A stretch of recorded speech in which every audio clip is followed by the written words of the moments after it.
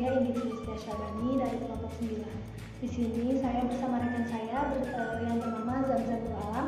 Kami memperkenalkan yaitu tentang mengelola sumber daya manusia dan hubungan tenaga kerja. Langsung saja, apakah sumber daya manusia dan tenaga kerja itu sama? Seperti yang telah disebutkan sebelumnya, tenaga kerja merupakan bagian dari sumber daya manusia yang sangat berperan penting dalam menentukan keberhasilan perusahaan. Oleh karena itu, dibutuhkan pemeliharaan untuk menjaga kondisi fisik, mental, serta loyalitas karyawan agar hasil yang diperoleh maksimal. Next, bagaimana cara mengelola sumber daya manusia?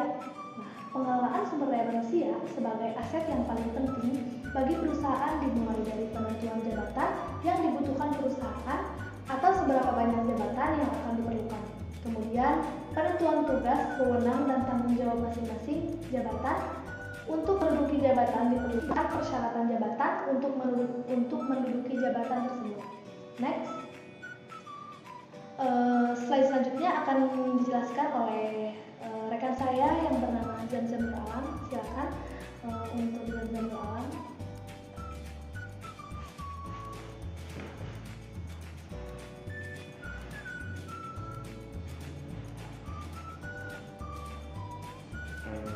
Di sini saya akan melanjutkan materi dari slide yang pertama. Mengenal sumber daya manusia. Secara umum, sumber daya manusia adalah terbagi menjadi dua, yaitu definisi sumber daya manusia secara makro dan juga definisi sumber daya manusia secara mikro. Apa sih definisi sumber daya manusia secara makro? Merupakan jumlah penduduk dengan usia produktif yang ada di sebuah negara. Sedangkan pengertian dari definisi sumber daya mikro cenderung mengarah pada individu yang bekerja dalam sebuah institusi. Menurut Hasibuan 2003 halaman 244, dia menyatakan pendapat kalau sumber daya manusia itu adalah memiliki arti keahlian terpadu yang berasal dari daya pikir serta daya fisik yang dimiliki oleh setiap orang.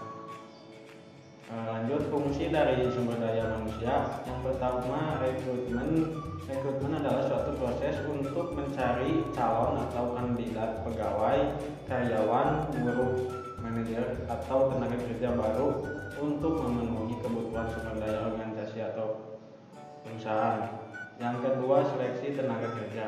Suatu proses menemukan tenaga kerja yang tepat dari sekian banyak kandidat atau calon yang ada. Terus yang ketiga, pelatihan angkatan kerja. Sebagian besar karyawan memerlukan pelatihan tambahan supaya mereka dapat tumbuh dan berkembang dalam pekerjaannya.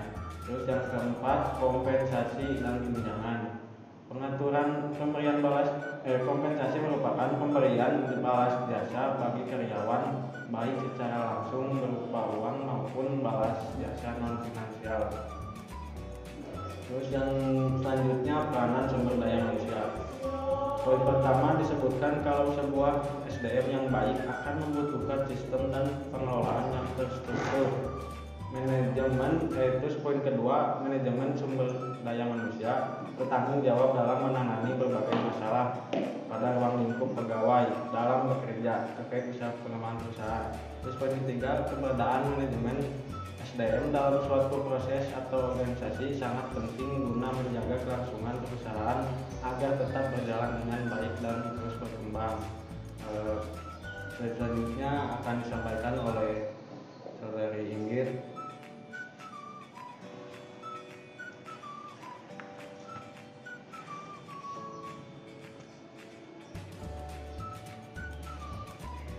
Terima kasih kepada rekan saya Zamzam Nur Alam.